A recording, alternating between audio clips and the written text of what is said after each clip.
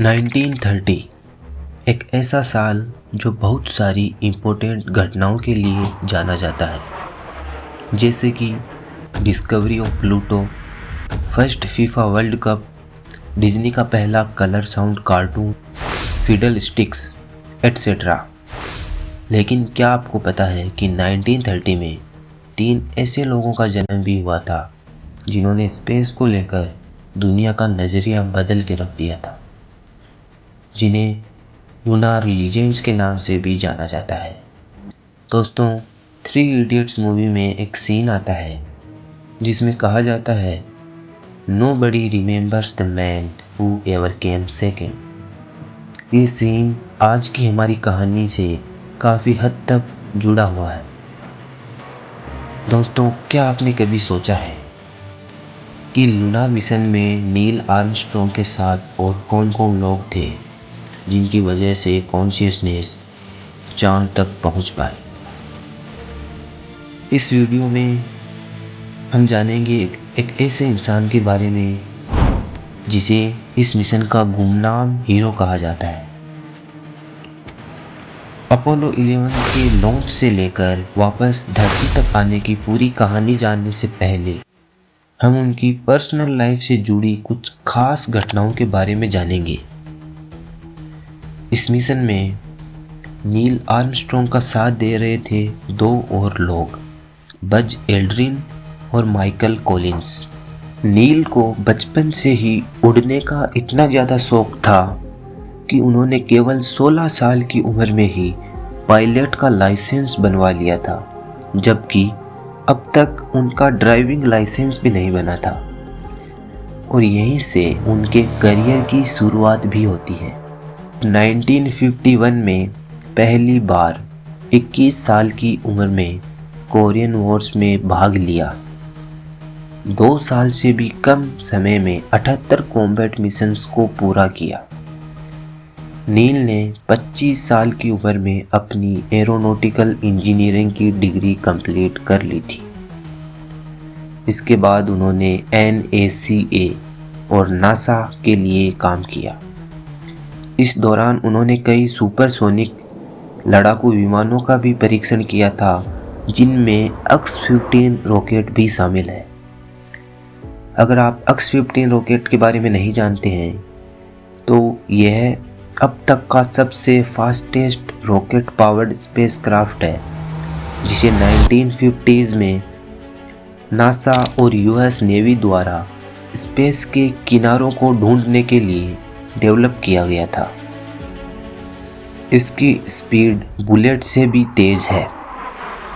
ये speed of sound से लगभग 6 गुना तेज और SR-70 ब्लैक बर्ड से लगभग 2 गुना तेज उड़ सकती है। इससे आप इसकी स्पीड का अंदाज़ा लगा सकते हैं। वहीं दूसरी ओर बज एल्ड्रिन ने न्यूयॉर्क में US नेवी मिलिट्री एकेडमी से अपनी ग्रेजुएशन कंप्लीट की और कोरियन वॉर में 66 फाइटर मिशंस में भाग लिया और 1963 में MIT से एरोनॉटिक्स की PhD की डिग्री प्राप्त की। एल्ड्रिन ने स्पेस वॉक की ट्रेनिंग के लिए अंडरवाटर चलने की प्रैक्टिस शुरू की और उन्होंने लगभग 3 स्पेस वॉक्स में स्पेस में 5.5 घंटे बिताए।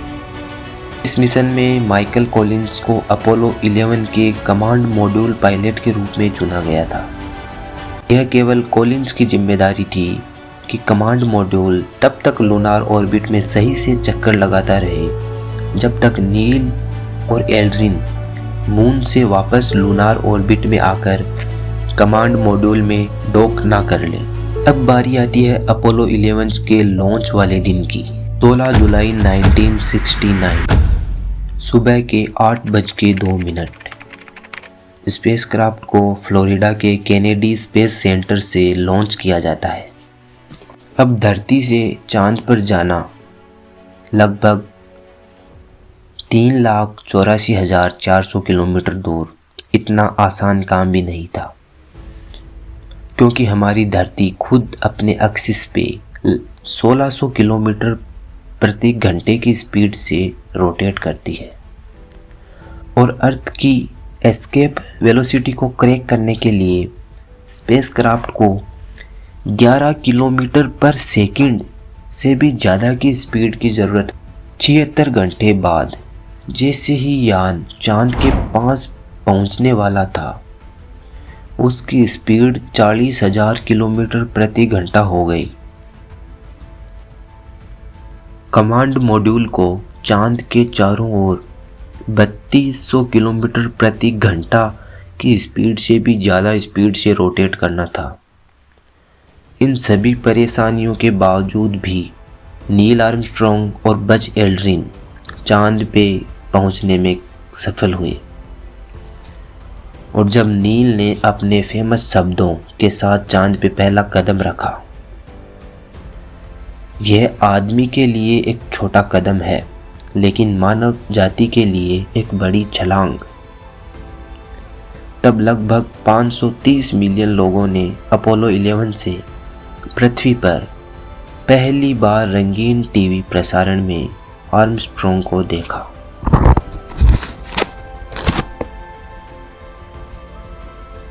वहीं धरती से राष्ट्रपति रिचर्ड निक्सन ने एक टेलीफोन लिंक के जरिए अंतरिक्ष यात्रियों से बात की। नील और एल्ड्रिन ने चांद पर यूनाइटेड स्टेट्स का झंडा फहराया, बहुत सारी फोटोज क्लिक की और लूनार रोविंग व्हीकल जिस पे सोलर वाइंड डिटेक्टर, सेस्मोमीटर और लेजर रेडियो रिफ्लेक्टर जैसे इंस्ट्रूमेंट्स लगे थे, उसके साथ 21 घंटे और 36 मिनट बिताने के बाद 47 पाउंड लूनार सरफेस मटेरियल के साथ प्रशांत महासागर में स्प्लैश डाउन में पृथ्वी पर लौट आए। इन्होंने न केवल अपने देश का नाम रोशन किया, बल्कि पूरी मानव जाति के लिए एक मिसाल कायम की।